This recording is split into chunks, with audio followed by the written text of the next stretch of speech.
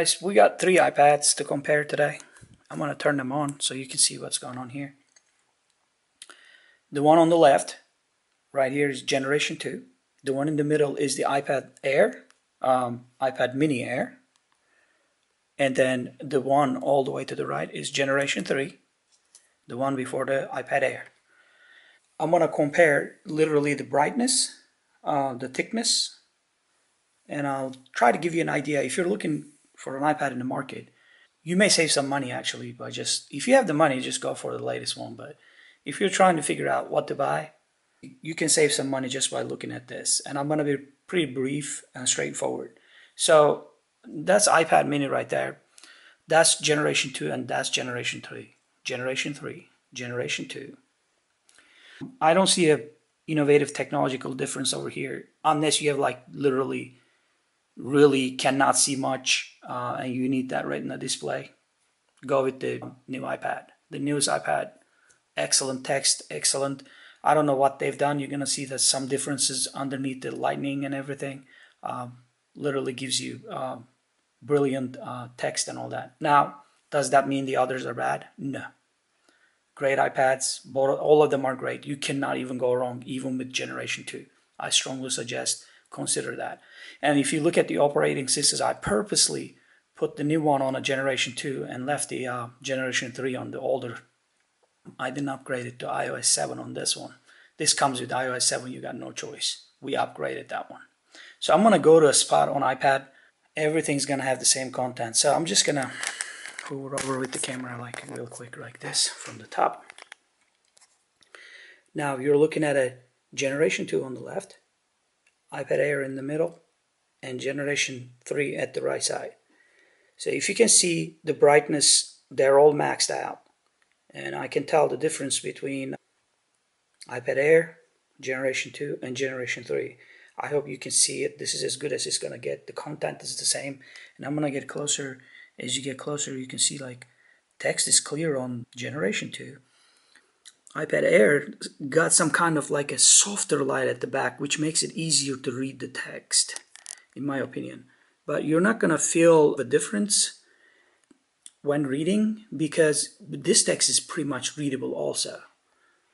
Actually, I want to say the contrast on second generation seems like for me, for my eye, it seems better than iPad Air. So as far as comparing it with the Generation 3 on the right side, iPad Air over here, you can see obviously there's a size difference. This is a little larger text, but if you can see the text is sharper on the left.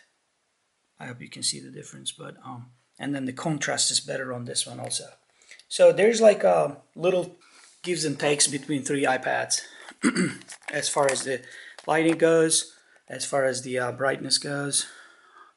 I didn't adjust the times on that. Pretty good range of brightness adjustment on every other iPad would have. I wouldn't worry about the range too much. It's bright enough for anybody and it's dim enough for anybody also. You can have the same adjustment on all 3 of them, have the same kind of adjustment. But this is exactly to give you an idea again. Generation 2, iPad Air, and Generation 3 iPad right here. Let's look at the thicknesses now. Generation 2 and Generation 3 has almost identical, I want to say, other than like a few little finishings on there, like the camera is a little bit, has a frame around it. It looks like a little wider also.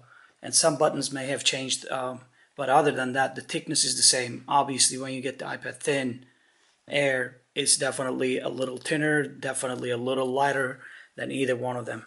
iPad 2 and iPad 3 are comparable. Is it worth the money? I don't know. It's your budget.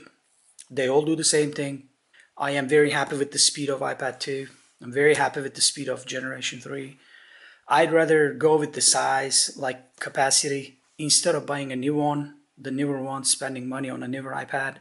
I would go with Generation 3 and double up the size of it and take more pictures, videos, or music in it. I would go with a 32 instead of buying a 16. There's nothing innovative on the newer iPad that you may need as technological. This is my opinion, obviously. I'm just giving you the facts. It's up to you which one you want to buy. It's a budget issue. Again, This is the cheapest one right here, and there ain't anything wrong with it. You can go online and just buy one of these, probably half the price of the newer iPad. So, and you will be very happy. Wi-Fi works like wonders, zero problems, never failed us. The brightness, this operating system, it runs iOS 7 like a charm. Everything looks great. I hope this review helps. Oh, as far as the colors go, color is a preference. One iPad shouldn't be more expensive than the other one just because of color. Sometimes they're short on white iPads. Basically, you keep them in the case. I suggest keeping them in a case, but since you're keeping them in a case, you barely even see the iPad's color outside. So I really don't see the point of trying to buy certain colors. Just get the iPad. It's gonna go into a case anyways, and you're gonna barely see the color. It doesn't even make sense to fight for a color.